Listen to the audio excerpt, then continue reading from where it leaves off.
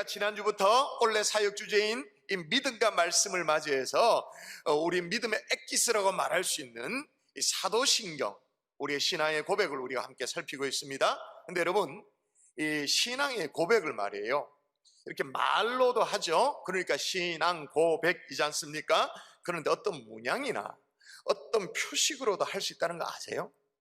그렇죠? 그래서 옛날에 초대교회 성도들이 자주 사용했던 문양이 있어요. 바로 이런 모양입니다. 한번 보시죠. 그렇죠? 환난과 핍박 가운데 성도들이 예수 믿는다는 그 한 가지 이유 때문에 체포되고 투옥되어지고 심지어 목숨이 빼앗기도 하고, 그래서 지하 카타콤 감옥에 거의 갇혀 살기도 하고 그렇게 했었습니다. 그런 상황 속에 그리스도인들이 은밀하게 자기 자신의 어떤 정체성을 드러내고 신앙을 고백하기 위해서 사용했던 표식이죠. 아까 그 표식을, 물고기 같은 표식을 세 글자로 뭐라 부릅니까? 몰라요? 익투스라고 부르죠. 익투스. 익투스는 헬라어로 말 그대로 모양 그대로 물고기라는 단어입니다. 물고기, 익투스. 우리가 피시 영어로 뭐 그러면 익투스, 물고기라는 거죠.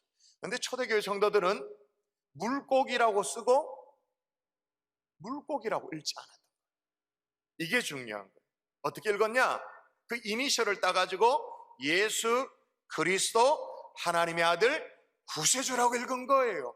물고기를 쓰고 물고기라고 읽지 않았어요. 이 신앙 고백을 누가 제일 먼저 했는가? 자, 베드로가 얘기합니다. 한번 읽어볼까요? 시작. 시몬 베드로가 대답하여 이르되 주는 그리스도시요 살아계신 하나님의 아들이시니이다. 할렐루야.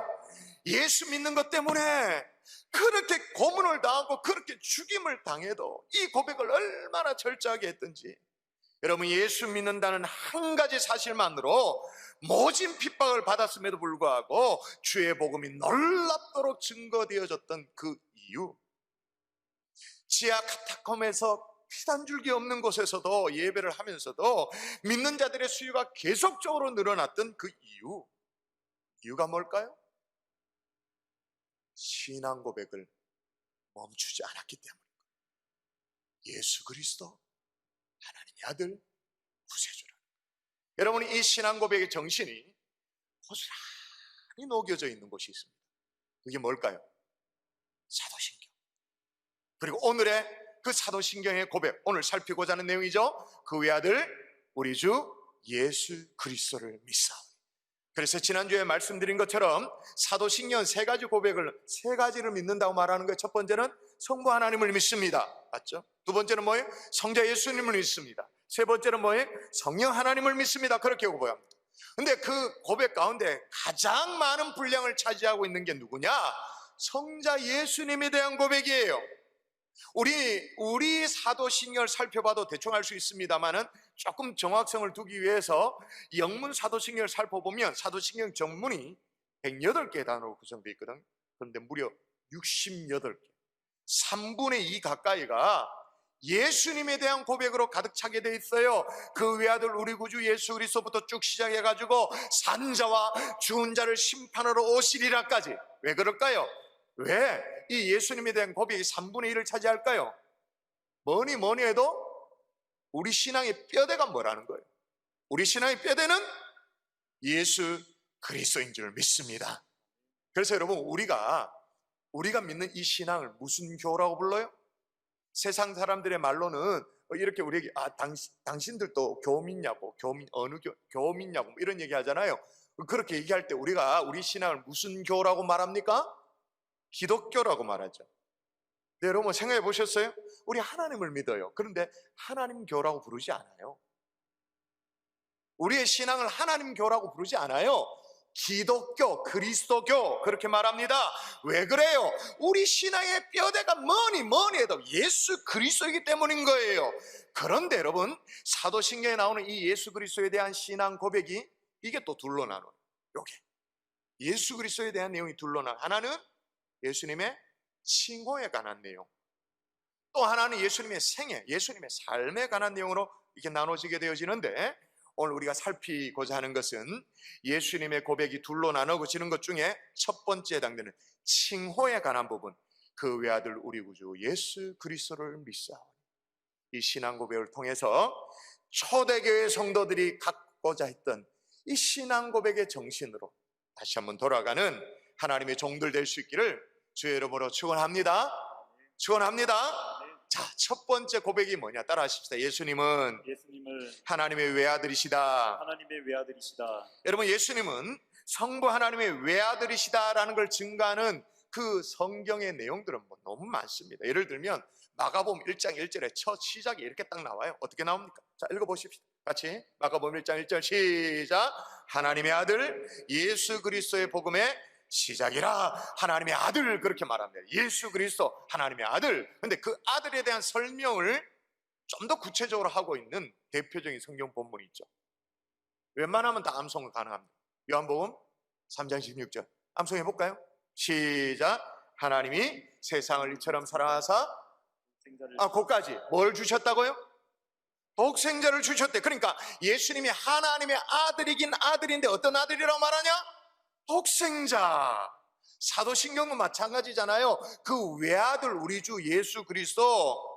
근데 여러분 정신 바짝 차리셔야 됩니다. 이제 그 외아들, 다른 말로 독생자, 여기에 대해서 우리가 몇 가지 오해를 하고 있어요. 거의 막 우리 가운데 버지기수로 오해를 거의 대부분 하고 있을 겁니다. 첫 번째 오해가 뭐냐면 이 외아들이라고 말할 때 이 외가 왜 이걸 only one이라고만 이해를 하는 거예요. 하나, 외아들, 그렇게 생각하는 오해가 있어요. 그게 오해 맞나? 예수님 외아들이시지, 독생자지. 이상한 생각을 하시는 분이 있을 거예요. 그게 독생자가 오해라니 무슨 소리고? 여러분, 일반적으로 예수님은 하나님 아버지의 독생자이십니다. 하나님은 하나밖에 없는 자신의 아들을 이 땅에 내어주셨습니다. 그래서 우리 같은 죄인을 구원하기 위한 하나님의 구원 계획을 펼치셨습니다. 맞습니다. 그 틀린 게 아닙니다. 근데 잘 생각하셔야 됩니다. 제 질문에 여러분 대답하십시오. 정말로 하나밖에 없는 외아들이신가? 표정이 지금 어두워지셨습니다. 정말로 하나밖에 없는 외아들이신가? 만일 그렇다면 성경에 풀리지 않는 문제가 있게 되어집니다. 자, 읽어볼까요? 이런 문제입니다. 읽습니다. 시작. 하나님이 미리 아신 자들을 또한 그 아들의 형상을 본받게 하기 위하여 미리 정하셨으니 이는 그로 많은 형제 중에서 맏아들이 되게 하려 하심이니라. 아멘. 그로 많은 형제 가운데 맏아들이 되게 하신다 그러면 그는 누구냐? 그는 예수님이죠. 예수님이 많은 형제 가운데 맏아들이 되도록 하신다 그렇게 말합니다. 이 맏아들이라는 말 속에는 둘째도 있다라는 겁니까? 둘째는 없단 말이에요. 맏아들 그렇게 말합니다. 둘째 있다. 둘째도 있고 셋째도 있을 수 있다 그 말인 거죠. 여러분, 이게 지금 무슨 얘기를 하고자 하냐면, 여러분, 우리 주님이, 예수님이 이 땅에 오실 때는 하나님의 독생자 맞습니다. 잘 이해하셔야 되는데, 가실 때는 독생자의 길을 포기하셨죠. 그 포기로 대신에 우리 주님은 많은 형제 중에 맏아들이 되셨습니다.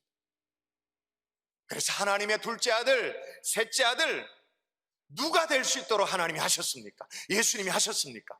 누가 둘째 아들, 셋째 아들이 되도록 예수님이 하셨어요? 저와 여러분, 하나님의 아들로, 하나님의 딸로 하나님이 불러주신 줄 믿습니다. 아멘이십니까? 그러므로 그 외아들 예수 그리스도라고 말할 때 그 외아들이 only one이라고만 그렇게 이해하면 성경을 잘못 이해하는 거다 그 말입니다. 오히려 그 외아들이라고 말할 때, 독생자를 할 때 그 독의 의미는 뭐냐? 영어 단어를 쓸 수밖에 없는데 유니크하다 그 말입니다. 유일하다, 독특하다, 유니크하다 그 말입니다. 그럼 어떤 면에서 유니크하냐? 유일하냐? 성부 하나님을 가장 잘 드러내는 유니크한 분이다, 독특한 분이다. 성부 하나님과의 관계 속에서 하나님의 본성을 정말로 잘 드러내신다 그 말인 거예요. 그래서 성경에 이런 대목이 있습니다. 우리는 그냥 지나가서 이게 뭔 말인지 모르는데, 이런 관점에서 이 본문을 읽어보십시오. 자, 본래 같이 한번 읽어볼까요? 시작. 본래 하나님을 본 사람이 없으되 아버지 품속에 있는 독생하신 하나님이 나타내셨느니라.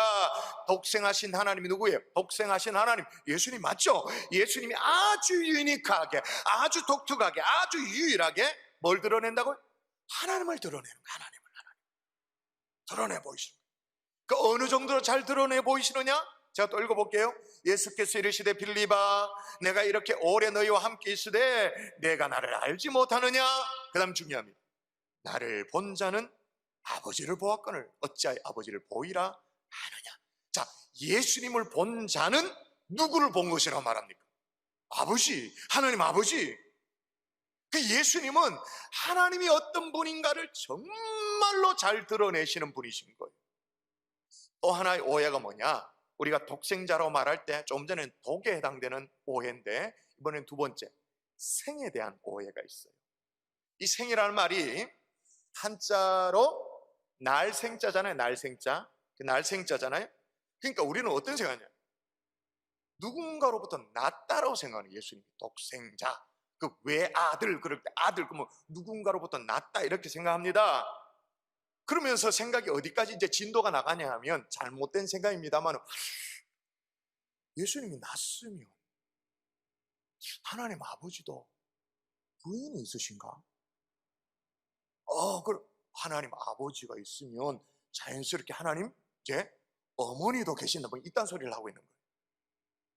그건 지극히 인간적인 오해죠. 우리 수준의 이해가 그것밖에 안 되니까 그렇게 이해하는 거예요. 여기서 낳았다라는 이 말은 생물학적인 부부관계를 얘기하는 게 아니에요. 그래서 낳았다라는 그 말이 아닌 거예요. 생물학적인 출생을 얘기하는 것이 아니라 예수님의 신비한 출생을 얘기하는 거예요. 성부 하나님과의 본성을 공유한 그런 상황에서의 이 성자 예수님의 출생을, 태어남을 얘기하는 거예요.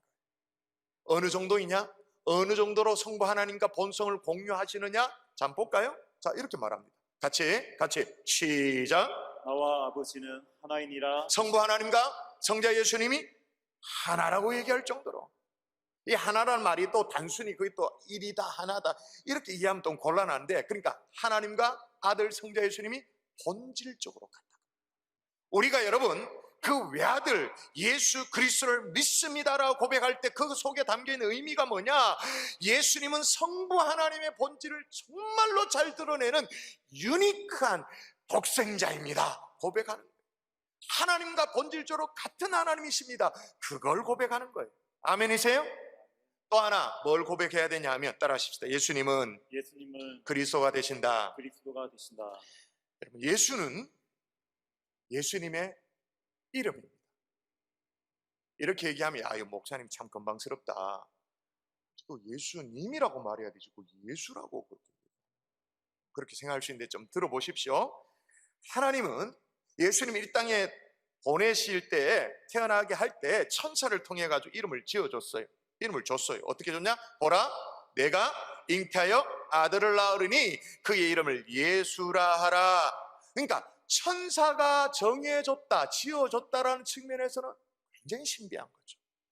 천사가 하나님으로부터 신부를 매가지고 예수라고 이름을 줬기 때문에 그건 굉장히 신비한 거예요. 그런데 예수라는 이름은 너무 흔한 이름이에요, 이 당시. 그러면 우리가 신앙 고백할 때 그 외아들 예수라고 고백할 때 그 의미는 뭘 인식하면서 신앙 고백을 해야 되냐? 예수는 그 당시에 평범한 사람들 이름이죠. 평범한 사람의 이름으로 실존하셨던 주님이시다.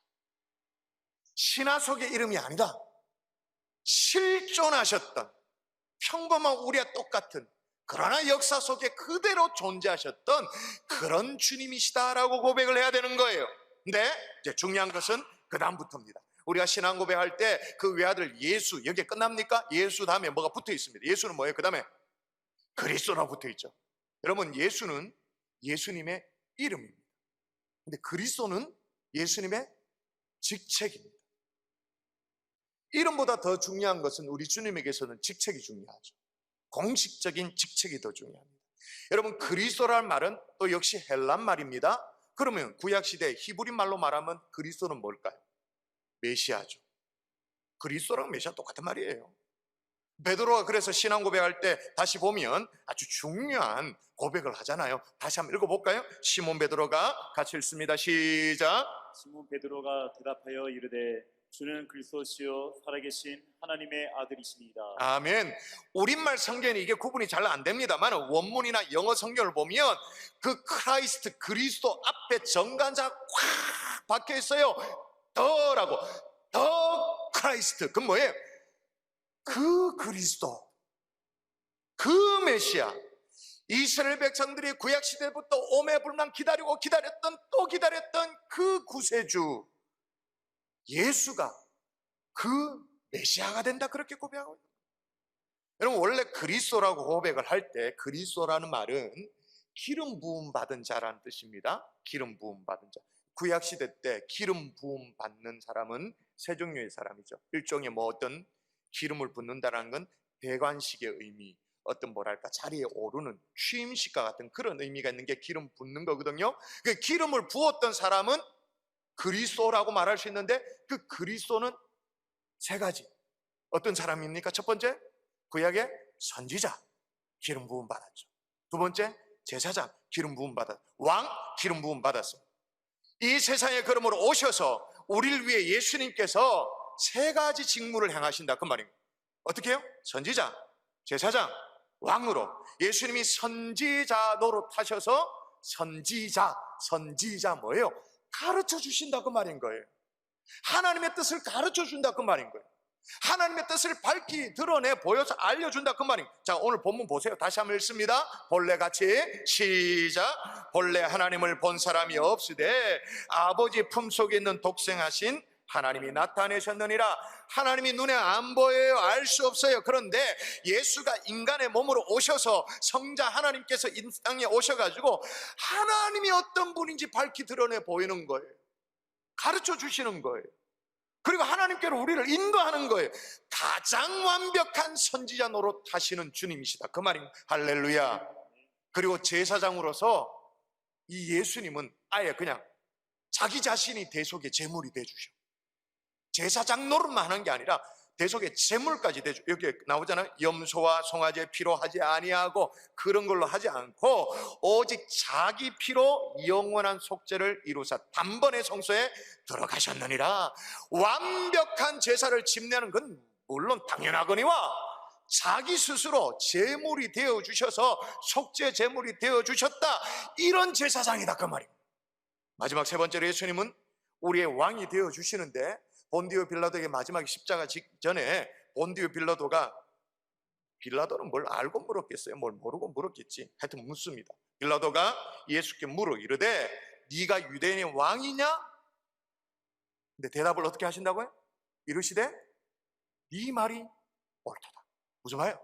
나는 왕이다. 빌라도는 물론 정치적인 의미로 뭐 유대 왕이냐 이렇게 물었겠지만 스스로 얘기합니다. 나는 왕이다. 예수님은 우리의 주가 되십니다. 우리의 왕이 되십니다. 우리의 로드가 되십니다. 그래서 우리를 다스리십니다. 우리를 통치하십니다. 아멘이십니까? 그러므로 여러분, 우리가 사도신경에서 그 외아들 우리 주 예수 그리스도를 믿습니다라고 말할 때 그 속에 담겨있는 신앙 고백의 내용은 이 땅에 우리가 똑같음으로 오신 예수, 똑같은 모습으로 오신 예수님은 그 흔하디 흔한 이름으로 이 땅에 오신 예수님이 뭐가 되신다는 고백이에요? 그리스도가 되신다. 우리의 선지자가 되고 우리의 제사장이 되고 우리의 주가, 우리의 왕이 되신다, 그 고백인 줄 믿습니다. 할렐루야. 여러분, 우리의 선지자가 되셔서 우리를 가르쳐 주십니다. 우리를 주님께로 인도합니다. 우리는 진리를 깨달을 수 없습니다. 그러나 우리 주님이 선지자 노릇하시기 때문에 그 사명을 감당하시기 때문에 우리는 진리를 깨달아 알 수 있어요. 우리의 제사장이 되어주십니다. 그래서 우리는 하나님 편에 갈 수가 없습니다. 우리 죄인 주제에 어떻게 갑니까? 그런데 우리의 중보가 되어주셔서 대속 제물까지 되어주셔서 우리의 제사장 되어주셔서 하나님 편으로 갈 수 있도록 하신다, 그 말인 거예요. 제사장, 그리고 우리를 영원히 다스리는 왕이 되어 주시는 거죠. 이 모든 것 것들을 종합하면 예수는 그리스도가 되신다 그 말인데, 그걸 히브리 말로 바꾸면 어떻게 돼요? 예수는 메시아가 되신다. 그리스도는 헬란말, 히브리 말은 예수는 메시아가 된다. 바꿔서 말하면 예수는 구원자가 되신다. 할렐루야. 그래서 여러분, 초대교회 사도들이요, 날마다 증거하기를 원했던 메시지의 핵심을 놓치지 마십시오. 뭘 증거하기를 원했는지. 자, 읽어볼까요? 자, 읽습니다. 시작. 그들이 날마다 성전에 있든지 집에 있든지 예수는 그리스도라고 가르치기와 전도하기를 그치지 아니하니라. 가르치기와 전도하기를 그치지 않고 애썼는데 뭘 증거하기를 원했느냐? 예수가 그냥 예수가 아니고 예수는 그리스도라고. Jesus is the Christ라고. 예수는 그리스도라고. 이걸 증거하기 위해서 그렇게 애쓰고 날마다 수고했다 그 말이에요. 그럼 예수가 내 인생의 영원한 선지자 되시고, 내 인생의 제사장 되시고, 내 인생의 왕이 되시는 이 그리스도라는 그 고백, 그거 놓치지 않기를 주의 이름으로 축원합니다. 아멘. 세 번째 마지막입니다. 따라하십시오. 예수님은 나의 구주가 되신다. 나의 구주가 되신다. 그 외아들 예수 그리스도라고 말할 때, 사도신경에 내용 보면 그 외아들 예수 그리스도로 말할 때 그 사이에 있는 게 있습니다. 그 외아들 우리 주 예수 그리스도. 우리 주. 영어로도 our Lord라고 있어요. 나의 주 나의 하나님이라는 고백이 있는 거예요. 여러분, 이 고백이 참 잘 안 되던 사람이 있었습니다. 물론 정말 열심히 했어요. 열심히 그리스도가 오실 길을 예비하기 위해서 애를 썼습니다. 광야에서 외치는 자의 사명을 감당했습니다. 낙타털을 털옷을 입고는 험하게 그렇게 살았습니다. 가죽띠를 띠고 음식은 메뚜기 먹고 뭐 그렇게 살았습니다. 그리고 자기에게 몰려오는 사람들에게 회개하라, 천국이 가까웠다, 그렇게 증거도 했습니다. 누굽니까? 세례 요한. 세례 요한이 예수님께 물세례를 베풀었던 사람 아닙니까? 세례 요한이 할문이 열리고 음성도 들었습니다. 하늘로부터 소리가 있어 말씀하시되 이는 내 사랑하는 아들이요 내 기뻐하는 자라 하시니라. 음성도 들었습니다. 그리고 자신을 따르던 자기 제자에게 예수님을 뭐라고 소개하냐면 이렇게 말해요. 이튿날 요한이 예수께서 자기로 나아오심을 보고 이르되 보라, 세상 죄를 지고 가는 하나님의 어린 양이로다. 그 자기 제자에게 예수님을 소개해서 이렇게 할 정도로 그 정도였습니다. 그랬는데도 세례 요한이 감옥에 갇혀요. 그랬더니 예수에 대한 의심이 생겨요. 그래서 또다시 제자들을 보내가지고 예수님께 보내서 물어보도록 합니다. 뭘 물어보냐? 요한이 그 제자 중 둘을 불러 주께 보내어 이르되 오실 그이가 당신이 오니까 우리가 다른 일을 기다리오. 그거 물어보. 그럼 잘 생각해 보십시오. 우리가 예수님을 하나님의 본질을 가장 잘 드러내는 독생자이시다, 위아들이시다, 유니크한 독생자라고 고백할 수도 있습니다. 이 땅에 실존하셨던 예수가 정말 평범한 이름을 가지고 있던 그 예수가 그리스도가 되셔서 선지자, 제사장, 왕이라고, 그래서 결국은 메시아라고 그렇게 고백할 수도 있습니다. 그런데 말입니다, 가장 어려운 게 뭘까요? 그 그리스도가 나의 구주가 된다. 이 고백이 제일 어려워요. 말씀을 맺을게요. 이 고백을 제대로 하는 게 왜 중요하냐면 이 고백 때문에 그 외아들 우리 주 예수 그리스도란 이 고백 때문에 초대교회 성도들은 죽었습니다. 그 고백 때문에 죽었습니다. 로마 황제 앞에서 그 외아들 우리 주 예수 그리스도라고 고백했기 때문에 사자밥으로 물어뜯겨 죽였습니다. 죽임을 당했습니다. 우리는 죽지는 않을 겁니다. 그 고백을 한다고 해서 우리를 죽일 사람은 없을 것입니다. 그러나 그 고백을 제대로 하느냐 못하냐에 따라서 영원한 생명과 어쩌면 이 영원한 사망으로 나눠질 수 있는 거죠. 그 외아들 우리 주 예수 그리스도를 온전하게 고백할 수 있는 하나님의 종들 될 수 있기를 주 예수 이름으로 축원합니다.